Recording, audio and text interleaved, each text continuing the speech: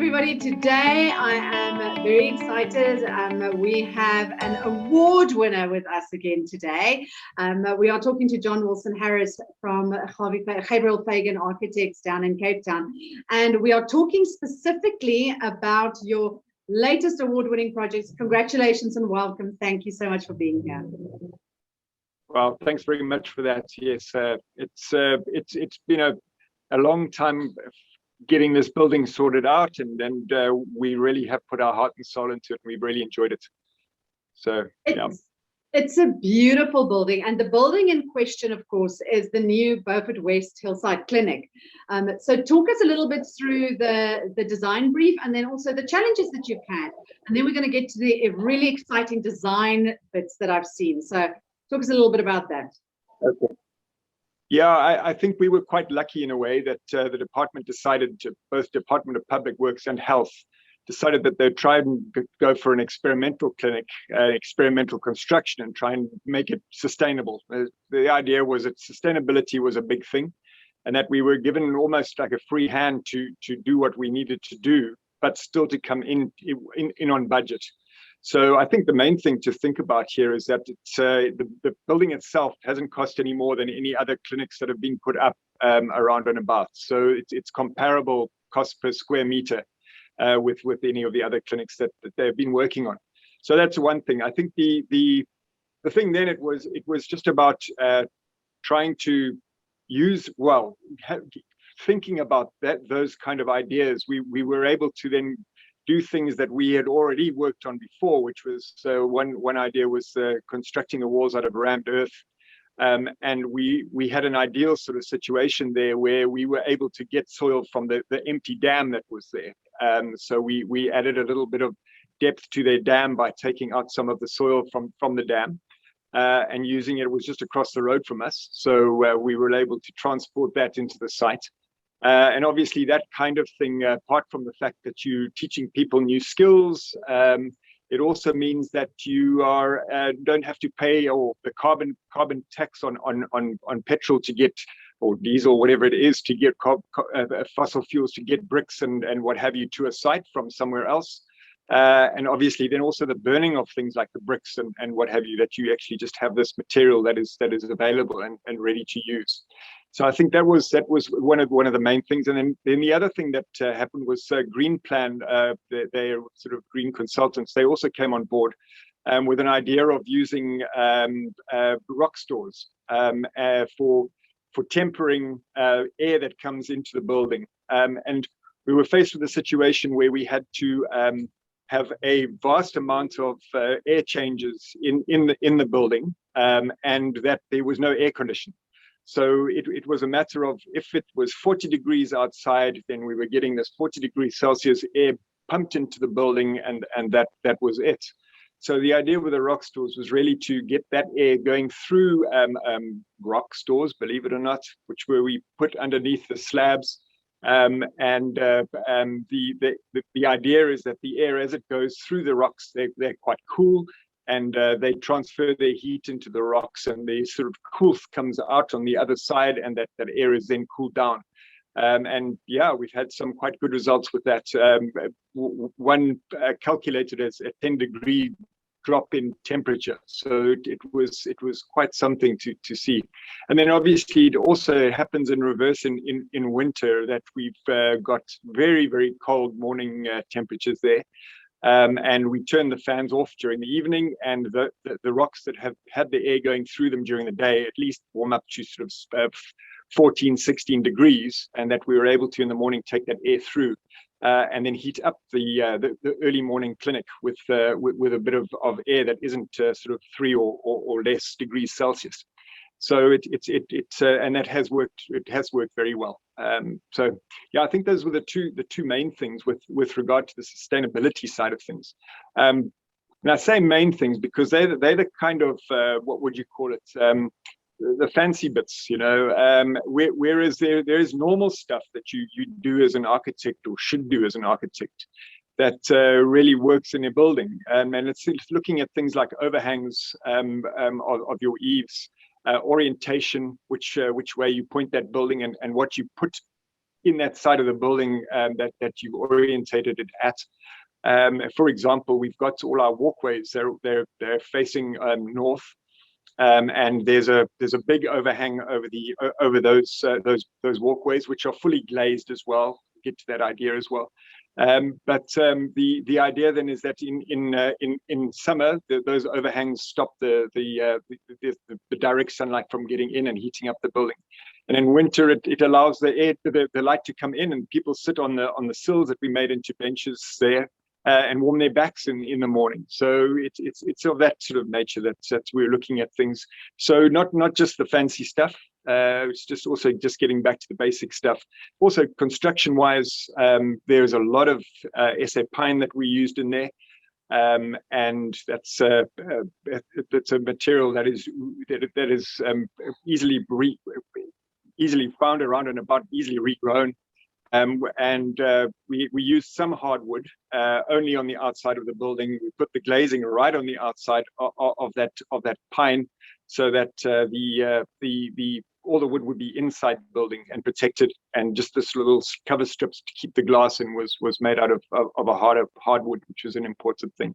So yeah, those kind of ideas, kind of materials of structure and orientation, and using light and air and space, and making the thing livable. I think one of the main things that the department wanted was this idea of wellness, and what is wellness. And I think that from our understanding of it, it was really about making this building a permeable thing, that when you walk in, you can actually see across and through and around and about to know where you are orientated and where you're going to.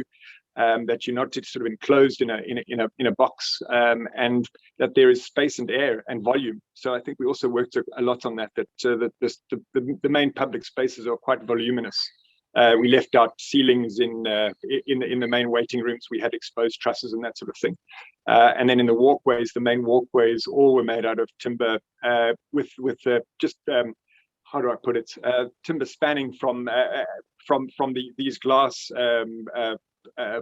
On the side all the way up to the walls into the offices, and that volume was also quite something to have in a space like that before you go into these consulting rooms, which are then quite low and enclosed. So that's where we were. This building is very welcoming. It's such a warm building, warm in the sense of the materials used and the feeling that you get. I mean, I've seen videos and I've seen the photographs of it. It just looks like such an embracing building almost for the community. And yet, as you mentioned, this is in one of the hottest areas in the country and the coolest in winter.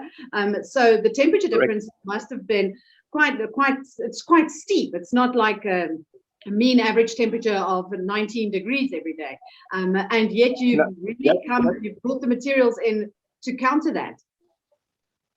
That's actually an interesting point, because the rock stores actually work extremely well in that type of environment. So where you've got a big fluctuation in temperatures, sort of very low in the nighttime, very high during the day, that's ideal.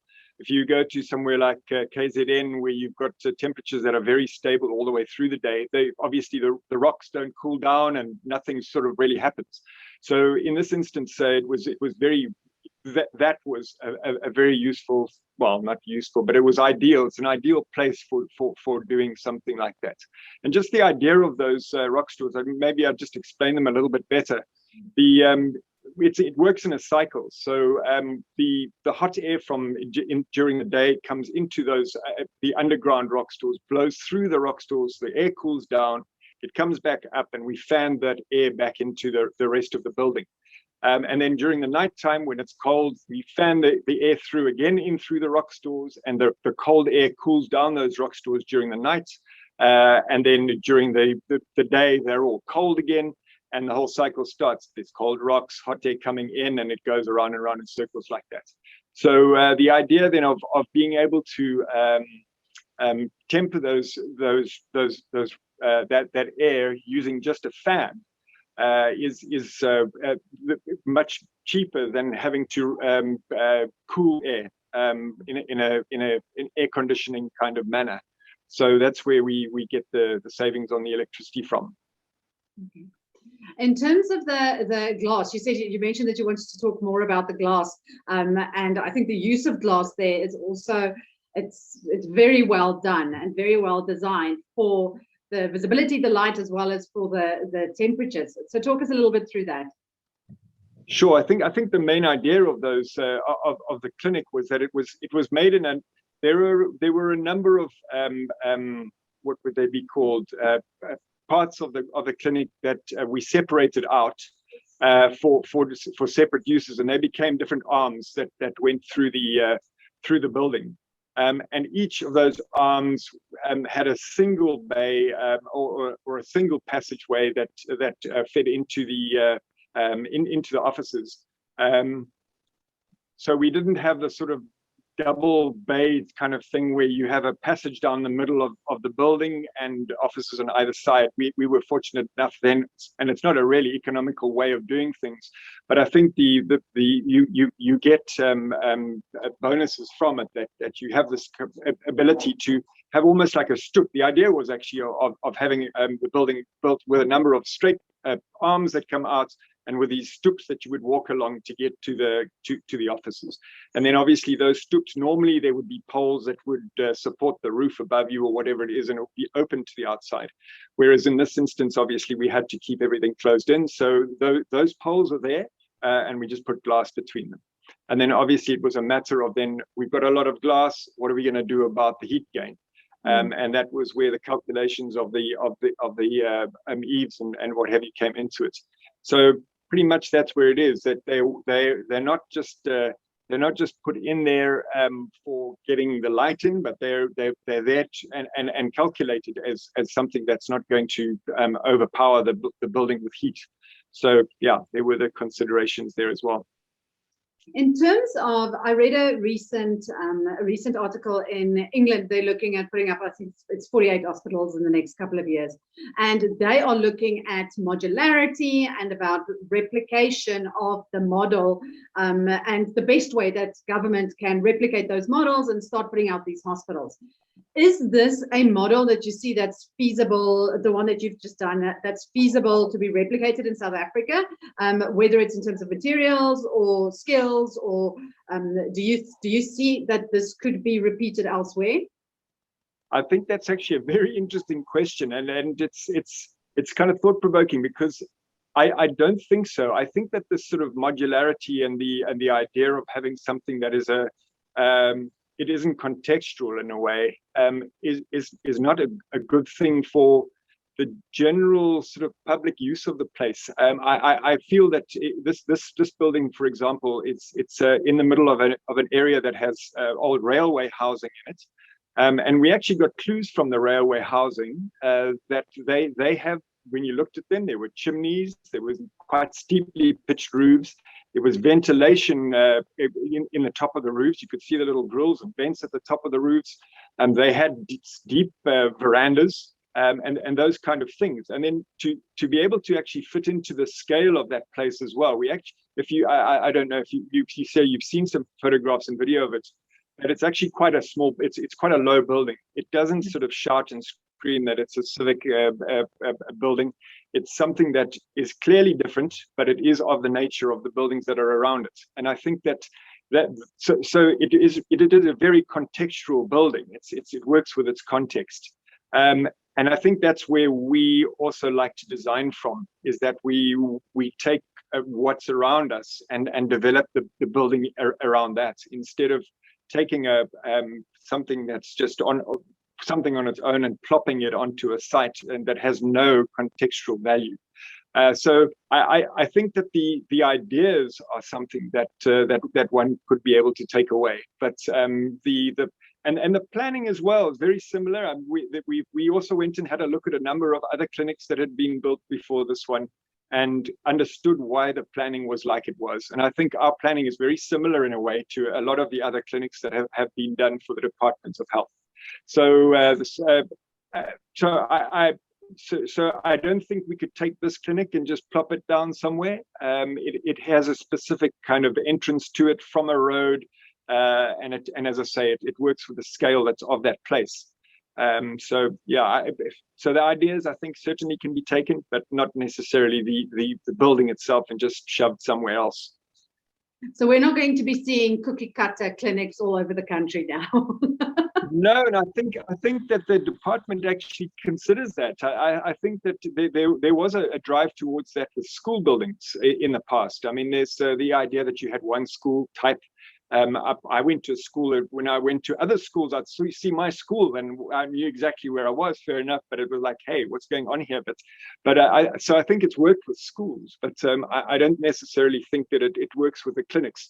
And I think the accommodation schedules also change and vary. So, you know, there are a lot of different things. So I think that the idea of cookie cutting, no, probably not. And I think it's also a good thing for the department that they're gaining various architects doing various designs, and that you've got this assisting with the architectural profession as well as assisting with a building industry where you're actually asking people to come and work from the towns. There's a whole system of that as well, that you get people that are from the place to come and do the building, as many as possible, and yeah, materials from the towns and that kind of thing. So I think that, yeah, cookie cutter not so good, but the rest of it, yeah. Okay, thank you so much, John. And again, congratulations. I think this is a beautiful building, and I love the rammed earth, I love the glass, I love the wood. I think that it's really spectacular and very well deserved of the award. And we really, really appreciate you taking the time to talk us through it. Well done, and thank you so much. Well, thanks very much. It's a pleasure. It's been a pleasure. Thank you.